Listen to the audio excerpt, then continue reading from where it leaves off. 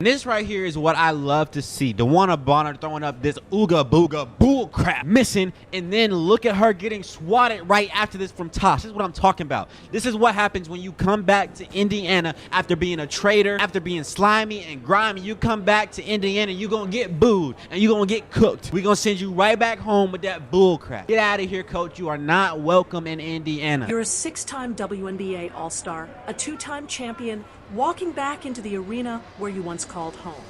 The crowd rises to their feet, but instead of cheers, a deafening chorus of boos crashes down like thunder. Your former teammate, Caitlin Clark, watches from the sidelines with a knowing smile as you miss shot after shot. The story of the night ends up being DeWanna Bonner's return, and surprise, surprise, DeWanna Bonner got booed when she returned to Gainbridge Fieldhouse. And to that I say, duh. This is sports. Like, this is what we do. And I want to be crystal clear, because DeWanna Bonner is a legend in the WNBA, and Kalia Copper spoke on this last night and talked about how she can't get behind the booing. It feels distasteful because of DeWanna Bonner's place in the league. Distasteful? Distasteful. Oh, we're talking about here. distasteful Get out with of here. booing in sports? I am not saying anything to discredit DeWanna Bonner's place in the WNBA. This isn't a nightmare. This is exactly what happened to DeWanna Bonner. And it might just be the most satisfying revenge story the WNBA has ever witnessed. What you're about to hear is the tale of how one of basketball's most respected veterans went from hero to villain in just 9 games, and how karma delivered the most brutal reality check in front of 17,000 screaming fans. This is the story of DeWanna Bonner's catastrophic return to Indianapolis, where every boo was earned, every miss was magnified, and every second felt like an eternity of regret. The stage was set at Gainbridge Fieldhouse on what should have been DeWanna Bonner's redemption night. The veteran forward was returning to face her former team, ready to show the Indiana... I am simply saying I would have been shocked if Fever fans did not boo DeWanna Bonner last night. If we can't boo, I don't even boo. As someone who loves everybody, I'm not a booer, but I can support appropriate booing. And last night was like a prime example of duh. There's not a more appropriate time to boo a player than when that happens. And as somebody who, believe it or not, I enjoy getting a good boo in. I like to boo. I've booed far less important people. Fever exactly what they had lost when they let her walk away. In her mind, this was going to be her moment to prove that leaving was the right decision, that she could still dominate, that the Fever made a massive mistake. Instead, what unfolded was nothing short of basketball justice served ice cold.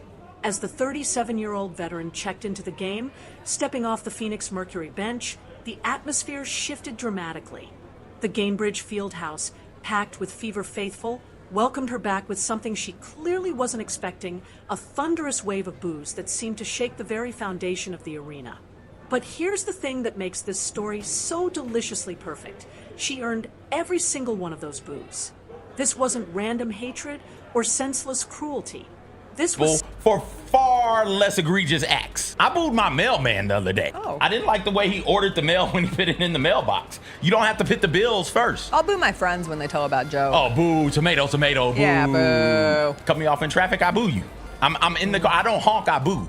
I just roll my window down, Doctor roll up on you. Doctor gives me bad Boo. news, I boo them. Boo. You need to eat a little healthier. Boo. 17,000 fans remembering exactly how DeWanna Bonner had treated their team, their city, and their loyalty. You see, this whole mess started during the off-season when the Indiana Fever thought they were making a championship-caliber move. They signed DeWanna Bonner, a player with a resume that spoke for itself. 6 All-Star appearances, 2 WNBA championships, and the kind of veteran presence that young teams desperately need. Fever fans were ecstatic. Finally, they thought, someone with championship experience who could help guide their talented but inexperienced roster. Someone who could mentor rising stars like Caitlin Clark and help transform the franchise's culture. Foul on Sophie Cunningham. That is her first team second. Coming in for Phoenix number 14, DeWanna Bonner. What they got instead was a masterclass in how not to be a veteran leader. What they discovered was that bringing in a supposed winner doesn't automatically create winning if that person can't handle not being the center of attention. DeWanna Bonner lasted exactly 9 games with the Fever before her true colors started showing, and those colors weren't pretty. The warning signs appeared almost immediately, but nobody wanted to believe what they were seeing. After just 3 games as a starter, Bonner was moved to a bench role under new head coach Stephanie White's system. For most veterans, this would be a moment to embrace their new role, to show younger players how to be professional, how to contribute in whatever way the team needs. But DeWanna Bonner, she had other plans. Instead of adapting, instead of leading by example, Bonner started complaining. She started making demands. She started acting like someone who believed her past achievements gave her the right to dictate terms to an organization. Well, I mean, I don't understand, you know, like, she's a legend, and just all the things that she's done for the league, and just the disrespect, I can't get down with it. They booed her. She didn't say a word to the crowd. People talk some trash to her, but you know, we had her back. But it's just very distasteful for what their fan base is doing, as far as when it comes to DB, because it's just like, she's just the sweetest soul, and the situation didn't work for her, and you know, that's just not what she wanted or whatever, but it's just, we don't need all of that. Had invested in her. The trade demands began, and suddenly the veteran presence the Fever thought they were getting became a daily headache that consumed the team's energy and focus. But the real kicker, the detail that makes this revenge story so sweet, is how Bonner tried to justify her departure. She claimed she wasn't a good fit for Stephanie White's offensive system. She talked about basketball fit and system compatibility as if she were some young player still learning the game. But anyone with eyes could see what was really happening. DeWanna Bonner couldn't handle the fact that Caitlin Clark was the franchise player, that the offense ran through Clark, that she would be a supporting actor in someone else's story. This wasn't about basketball systems or coaching philosophies. This was about ego. This was about a veteran who expected to walk into Indianapolis and immediately become the focal point of everything, despite the fact that the Fever already had their cornerstone player in Caitlin Clark. When reality hit and Bonner realized she would be... Much to the Fever fans in attendance, much to their credit, they didn't play nice tonight. Good job. They booed the hell out of DeWanna Bonner. And then Alyssa Thomas started jawing at the fans. Well, let me understand something. You want fans booted out of arenas, but it's okay for you to talk shit? Playing a complimentary role, she couldn't handle it. The woman who was supposed to teach younger players about professionalism instead gave them a clinic in how to quit when things don't go your way. The departure itself was even more damaging than anyone initially realized. Bonner didn't just ask for a trade. She made it clear she would only play for specific teams, effectively holding the Indiana Fever hostage. She limited their options, making it nearly impossible to get fair value in return. The organization found themselves in an impossible position: keep an unhappy veteran who was destroying team chemistry, or release her and get nothing in return. Eventually, they chose their sanity and cut ties, but not before Bonner had completely disrupted what should have been a fresh start for the franchise. So when DeWanna Bonner walked back into Gainbridge Fieldhouse wearing a Phoenix Mercury uniform, every single person in that building remembered exactly... DeWanna Bonner returned to Indiana, and your thoughts on the fan reception tonight? Honestly, that got nothing to do with me. I think DB returned because we were playing Phoenix, and so that happened to be that. The fans just do what they wanted to do, but for us it's about paying attention to what we have to do here, and that was coming in and getting a big win, which we were able to do. How she had treated their team. They remembered the complaints, the demands, the way she had held their organization hostage for her own benefit. They remembered how she had quit on them after just 9 games, leaving her teammates to figure out how to move forward without her. And they made sure she knew they remembered. The boos started the moment she checked in and never stopped. Every touch, every shot attempt, every movement was met with the kind of hostile reception usually reserved for the most hated villains in sports. But this wasn't manufactured drama or artificial controversy. This was organic, authentic fan reaction to someone who had genuinely wronged their team. What happened next was nothing short of poetic justice. As if the basketball gods themselves were orchestrating this revenge story, DeWanna Bonner immediately began struggling on the court. She missed her first shot attempt, looking uncomfortable and out of rhythm. The crowd sensed blood in the water and turned up the volume even more. Then came the sequence that will live forever in WNBA highlight reels, not for its beauty, but for its perfect symbolism. Midway through the third quarter, Bonner received the ball in the post with Lexi Hull, the player who had taken her starting spot, guarding her one-on-one. The irony was too perfect to be scripted. Hull, who had seamlessly filled the void left by Bonner's departure, was now standing between her predecessor and any hope of redemption. Bonner made her move, attempting to score over Hull, but the shot was contested and missed. Phoenix grabbed the offensive rebound and immediately got the ball back to Bonner for a second chance. Surely, a veteran of her caliber would capitalize on the opportunity. Instead, Natasha Howard swooped in for the block, swatting away Bonner's second attempt and forcing a shot clock violation. 2 chances, 2 failures, one embarrassing sequence that perfectly captured everything about Bonner's return to Indianapolis. But the most beautiful part of this entire revenge story wasn't happening on the court. It was happening on the sidelines. Caitlin Clark, despite missing her 5th consecutive game due to a groin injury, was actively participating in her former teammates' humiliation. As Hull and Howard dismantled Bonner's attempts to score, Clark was on her feet, celebrating like her team had just won the championship. The visual was absolutely perfect. There was Caitlin Clark, the player around whom Bonner couldn't stand to play a supporting role, literally cheering for her current teammates to embarrass her former teammate. Clark was hyping up the crowd, making waving motions after each of Bonner's missed shots, conducting a symphony of basketball karma that had the entire arena on their feet. This wasn't just watching a basketball game. This was Clark actively participating in the accountability process, showing everyone what loyalty and team-first mentality looked like. While Bonner had quit on the organization, Clark was still there, still supporting her teammates, still being the leader the Fever needed her to be.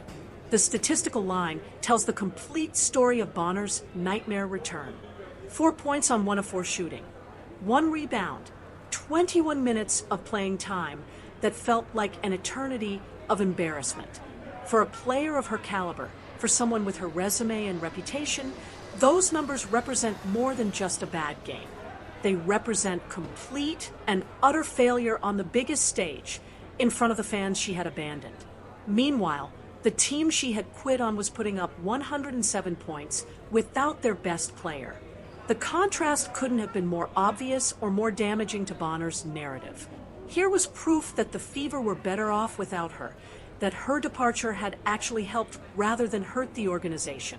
The reaction from Phoenix Mercury players after the game revealed just how out of touch they were with reality.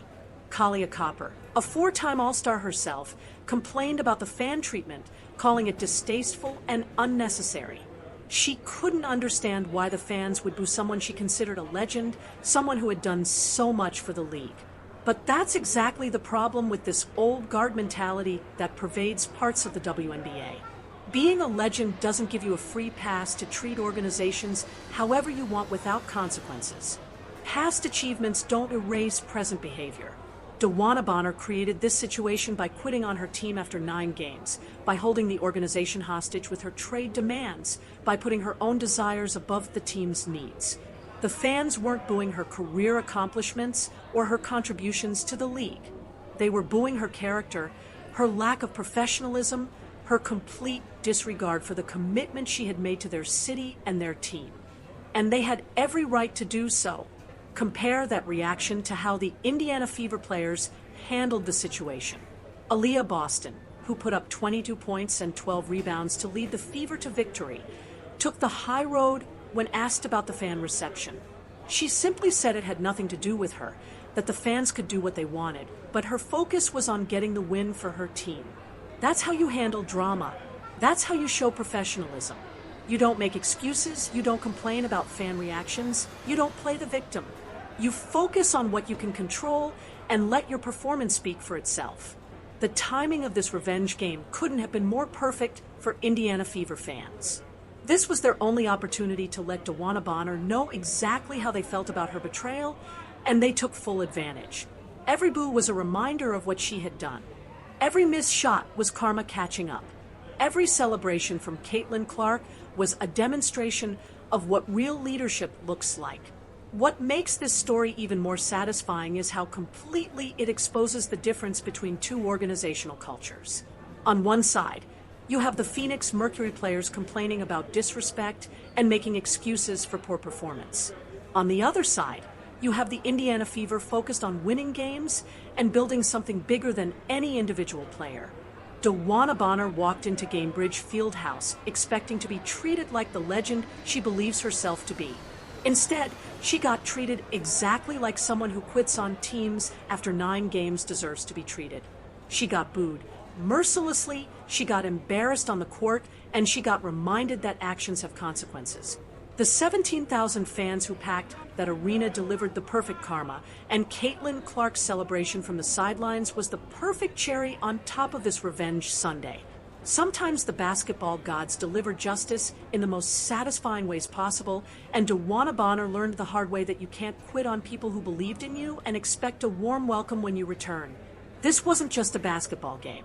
This was a masterclass in accountability, a reminder that professional sports are about more than individual statistics and personal achievements. They're about loyalty, commitment, and respecting the organizations and fans who invest in you. DeWanna Bonner forgot those lessons, and Indiana Fever fans made sure she remembered them in the most public, most embarrassing way possible.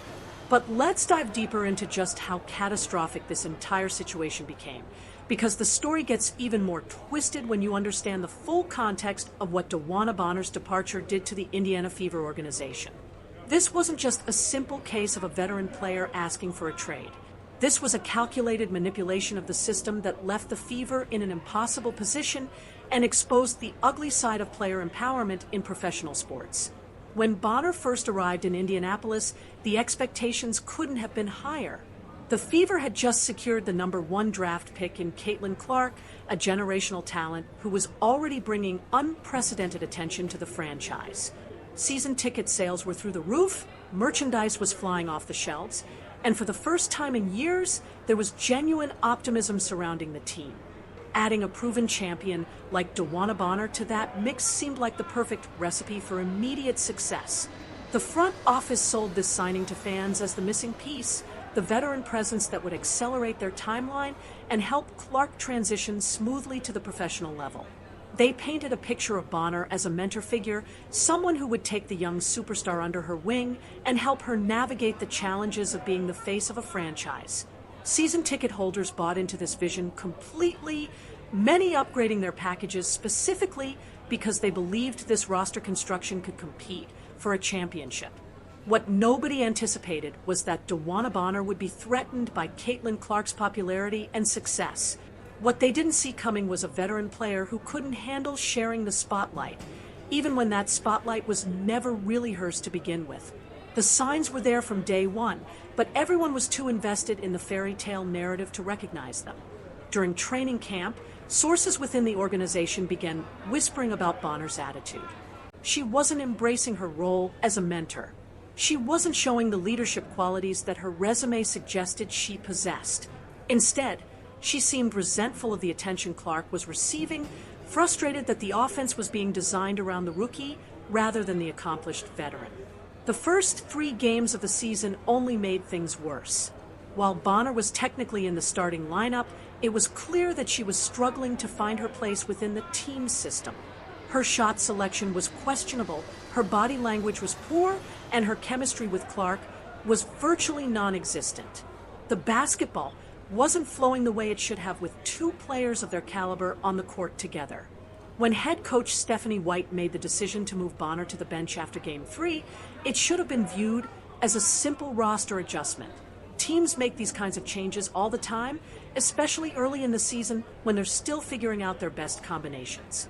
For a true veteran leader, this would have been an opportunity to embrace a different role, to show younger players how to be professional when things don't go according to plan. Instead, DeWanna Bonner took it as a personal insult. She couldn't accept that her role had changed, couldn't understand that the team's success was more important than her individual satisfaction. The complaints started immediately, not just to the coaching staff, but to teammates and front office personnel. She made it clear that she wasn't happy with her reduced role and that changes needed to be made. But here's where the story gets truly ugly. Instead of trying to work within the system, instead of adapting her game to fit what the team needed, Bonner began actively undermining the organization. She started missing team activities, showing up late to practice, and generally behaving like someone who had already mentally checked out. The chemistry that the Fever were trying to build with their young core was being poisoned by a veteran who couldn't handle not being the focal point. The breaking point came when Bonner made her trade demands official. But this wasn't a simple request to explore other options. This was an ultimatum that backed the Fever into a corner. She made it clear that she would only accept a trade to Phoenix, where her fiancé played, effectively eliminating any leverage the organization might have had in trade negotiations. Think about how devastating this was for the Fever's front office. They had invested significant resources in Bonner, both financially and in terms of roster construction. They had sold her signing to their fan base as a commitment to winning now. They had built their marketing campaigns around having a championship-caliber veteran alongside their rookie sensation. And now, just 9 games into the season, that veteran was essentially holding them hostage. The worst part was that Bonner's behavior was becoming a distraction that threatened to derail what should have been a magical season for the franchise. Caitlin Clark was exceeding all expectations, the team was showing real potential, and the fan base was more engaged than it had been in years. But instead of talking about basketball progress, everyone was talking about the DeWanna Bonner drama. Other players on the roster began to take notice of how Bonner was handling the situation, and not in a good way. Young players were watching a supposed veteran leader quit on the team when things didn't go her way. They were seeing firsthand what it looked like when someone put their personal desires above team success. The message this sent was toxic and dangerous for a franchise trying to build a winning culture. When the Fever finally made the decision to release Bonner rather than continue dealing with the daily soap opera, it was as much about protecting their locker room culture as it was about basketball fit. They realized that keeping an unhappy veteran who was actively working against the team's best interests would do more long-term damage than simply cutting ties and moving forward. The financial implications were significant as well. The Fever essentially paid DeWanna Bonner to go away, eating the remainder of her contract while getting nothing in return. For a small market franchise operating with limited resources, this was a substantial hit that could have impacted other roster decisions throughout the season.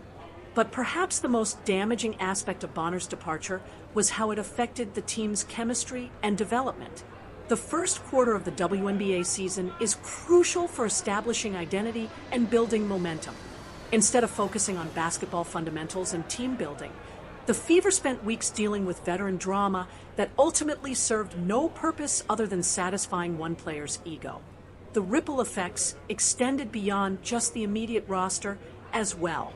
Other veterans around the league were watching how this situation played out, and some began questioning whether the Fever were a serious organization. Free agents in future seasons might hesitate to sign with a team that appeared to have dysfunction in their locker room. The reputation damage could have lasted for years if not properly addressed. Fortunately for Indiana, the way they handled Bonner's departure actually strengthened their position in many ways. By refusing to cave to her demands and instead prioritizing team culture over individual comfort, they sent a clear message about their organizational values. They showed that no player, regardless of their resume or reputation, was bigger than the team. The immediate improvement in team chemistry after Bonner's departure was noticeable to anyone paying attention. Players seemed more relaxed, more focused on basketball, and more unified in their approach. Caitlin Clark, in particular, appeared to flourish once the distraction was removed, taking on even more of a leadership role despite being a rookie. Lexi Hull's emergence as a consistent contributor after taking over Bonner's role showed that the Fever had the depth to overcome the loss. In fact, many observers noted that Hull's style of play complemented Clark's abilities better than Bonner's ever had. The ball movement improved, the defensive intensity increased, and the overall flow of the offense became more natural. This context makes DeWanna Bonner's return to Indianapolis even more loaded with subtext and emotion. Every fan in that building understood that they were witnessing more than just a basketball game between former teammates. They were seeing the culmination of a story that had damaged their franchise, disrupted their season, and ultimately revealed the true character of someone they had once hoped would help lead them to a championship. The boos that rained down on Bonner weren't just about her poor performance during those 9 games. They were about the way she had quit on their team, the way she had prioritized her personal comfort over organizational success, and the way she had disrupted what should have been a magical season. They were about the financial cost her departure had imposed on their franchise and the reputation damage her behavior had caused. When Caitlin Clark stood on that sideline cheering for her teammates to embarrass her former teammate, she was representing more than just competitive spirit. She was embodying the culture that the Fever were trying to build, one based on loyalty, commitment, and putting the team first. The contrast between her behavior and Bonner's couldn't have been more stark or more telling. The statistical disparity between the two teams that night told an even deeper story. The Fever, playing without their best player, managed to put up 107 points and control the game from start to finish. They looked like a team that had moved past the drama and dysfunction, a team that had emerged stronger from adversity. Meanwhile, Bonner's 4-point performance seemed to symbolize everything that had gone wrong during her brief tenure in Indianapolis. As the final buzzer sounded, and the Fever celebrated their victory, there was a sense of closure that extended far beyond the win-loss record. This was vindication for an organization that had made difficult decisions in service of long-term success. This was karma delivered in the most public and satisfying way possible. DeWanna Bonner walked off that court having learned a harsh lesson about accountability and consequences. She had gambled that her reputation would protect her from criticism, that her past achievements would excuse her present behavior. Instead, she discovered that professional sports are ultimately about what you do today, not what you did yesterday. The 17,000 fans who witnessed this revenge game got to see justice served in real time. They got to watch their team prove that they were better off without someone who couldn't commit to their vision. And most importantly, they got to send a message that resonates throughout the WNBA. If you quit on our team, don't expect a hero's welcome when you return. This story will be remembered not just as a single game, but as a defining moment in the Indiana Fever's journey toward respectability. It was the night they proved that building a championship culture requires more than just talent. It requires character, commitment, and the courage to hold everyone accountable to the same standards, regardless of their reputation or resume.